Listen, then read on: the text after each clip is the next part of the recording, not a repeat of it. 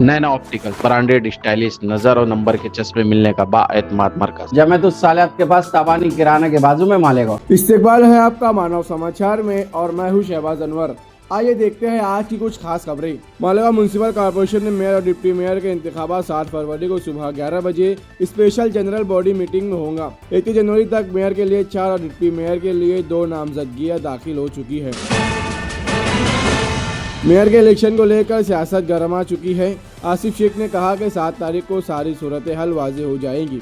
उन्होंने कहा कि इम्तियाज जलील और एमआईएम ने प्रेस कॉन्फ्रेंस के जरिए हिमायत का ऐलान किया था, जिस पर वो शुक्रगुजार है। लेकिन 15 दिन गुजर जाने के बावजूद एमआईएम की तरफ से कोई तहरीरी या ऑफिशियल बयान सामने नहीं आया है, जिसकी वजह से आवाम में सवालिया निशान पैदा हो रहा है। वोटिंग के बाद 124 उम्मीदवार अपनी सिक्योरिटी डिपॉजिट नहीं बचा सके। 176 उम्मीदवारों ने 1/8 वोट की हद पार करके अपनी डिपॉजिट महफूज रखी। इलेक्शन में कुल 70 आज़ाद उम्मीदवार थे, जिनमें से 64 की सिक्योरिटी डिपॉजिट जब्त हो गई।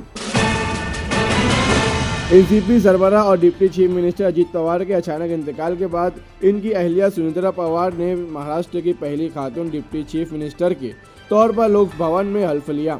तकरीब में वजीर आला देवेंद्र फडणवीस समेत कई रहनुमा मौजूद रहे। हल्फ बरादरी के बाद सुनीता पवार को खेल, यूथ वेलफेयर, स्टेट एक्साइज और अक़लियती वक्फ महकमे की जिम्मेदारी दी गई।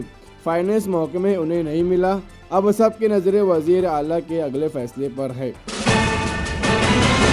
विधान भवन में एनसीपी के एमएलएस की मीटिंग में सुनीता पवार को मुतफ़्फ़ा तौर पर ग्रुप लीडर मुंतखब किया गया।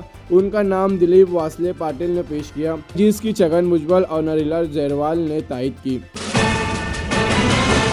धूलिया रोड पर ट्रक से एक गैरकानूनी किंगफिशर जाते हुए ट्रक को पकड़ा गया। इस कार्रवाई में तकरीबन 40,39,000 रुपया माल जब्त हुआ। इस मामले में अजनामी शख्स को गिरफ्तार किया गया। दरेगांव बारी में हुए दर्दनाक हादसे में जाबाज नौजवान की शनाख्त मुस्तफा सलीम अहमद के तौर पर हुई है, जो फार्मेसी कॉलेज के सामने का रहने वाला था। आज मालेगांव फेस्टिवल का आखिरी दिन है। ये फेस्टिवल 23 जनवरी से 1 फरवरी तक 10 दिन तक कामयाबी के साथ मुनक्किद हुआ। इंतजामिया ने आवाम का शुक्रिया अदा किया। आज मालेगांव बड़े कब्रिस्तान में रूहानी माहौल देखने को मिला।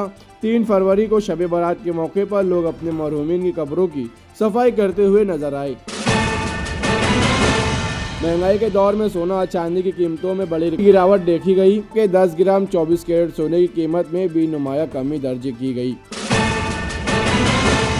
नासिक शहर में तरक्याती कामों के मेयार को लेकर नगर निगम ने सख्त रुख इख्तियार किया। कमिश्नर मनीषा खत्री ने सड़क पर मरम्मत खामियां पाए जाने पर फौरी तौर पर काम रुकवा दिया।